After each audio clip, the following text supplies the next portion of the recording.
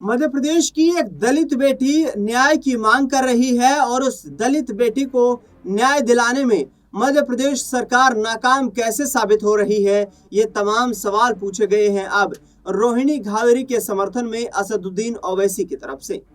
बता दें आपको कि स्विट्जरलैंड के जेनेवा से पीएचडी की पढ़ाई कर रही रोहिणी घावेरी ने चंद्रशेखर रावण, जो कि नगीना से सांसद हैं, उनके खिलाफ गंभीर आरोप लगाए हैं।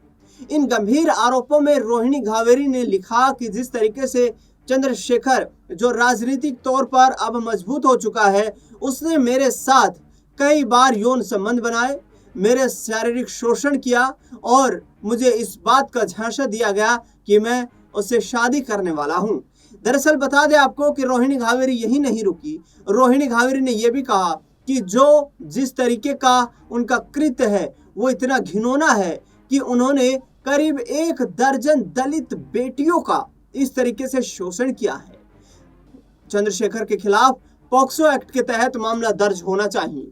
इस पूरे मामले को लेकर रोहिणी घावेरी ने अब राष्ट्रीय महिला आयोग का भी रुख किया है। राष्ट्रीय महिला आयोग में रोहिणी घावेरी ने अपनी शिकायत दर्ज करवाई है और रोहिणी घावेरी ने सीधे तौर पर यह कहा है कि जो मामला यहाँ पर दलितों की सम्मान का है, आखिरकार वही चंद्रशेखर इस तरीके से दलित बेटियों के साथ जाति कर रहा है कि उनकी सम्मान के साथ, उनकी इज्जत के साथ खिलवाड़ किया जा रहा है। आपको बता दें कि रोहिणी घावेरी के समर्थन में उतरे असदुद्दीन ओवैसी ने कहा कि सिर्फ मुसलमानों ही नहीं बल्कि दलितों, पिछड़ों पर भी इसी तरीके से भारतीय जनता पार्टी की सरकार में अत्याचार हो रहा है।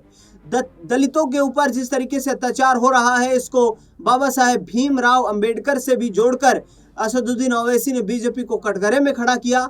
मध्य प्रदेश की मोहन यादव सरकार को निशाने पर लिया। उन्होंने कहा कि जब रोहिणी घावेरी इंदौर की रहने वाली है तो मध्य प्रदेश सरकार इस पूरे मामले को लेकर चुप क्यों है, रोहिणी घावेरी की आवाज को क्यों नहीं उठा रही है, चंद्रशेखर के खिलाफ एफआईआर दर्ज क्यों नहीं की जा रही है। चंद्रशेखर, जो अपने आप को संविधान का रक्षक बताता है, वो किस तरीके से दलित बेटियों का अपमान कर रहा है, इस पूरे मामले की जांच क्यों नहीं हो रही है।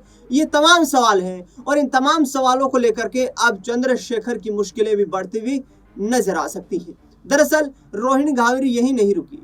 उन्होंने एक्स पर पोस्ट डालते हुए कहा कि ये बीजेपी का पालतू नेता है, भारतीय जनता पार्टी की सरकार रहेगी तब तक इस चंद्रशेखर का कुछ नहीं बिगड़ सकता है। ये चंद्रशेखर बीजेपी के द्वारा पाला हुआ ही एक राजनेता है जो कहीं ना कहीं उन्हें राजनीतिक तौर पर मदद पहुंचाता है। यानी कि रोहिणी घावेरी का सरकार पर भी जमकर गुस्सा फूटा है। आगे आने वाले वक्त में देखना दिलचस्प होगा कि जब रोहिणी घावेरी के माता पिता ने भी ये कहा कि इस पूरे मामले की गंभीरता से जांच होनी चाहिए, तो किस तरीके से उन्हें न्याय मिल पाएगा। रोहिणी घावेरी ने कहा कि वो इस पूरे मामले को लेकर कोर्ट में लड़ेंगी, कानून का सहारा लेंगी और उन्हें उम्मीद है कि भारतीय संविधान के द्वारा रचित इस कानून से उन्हें न्याय जरूर मिलेगा।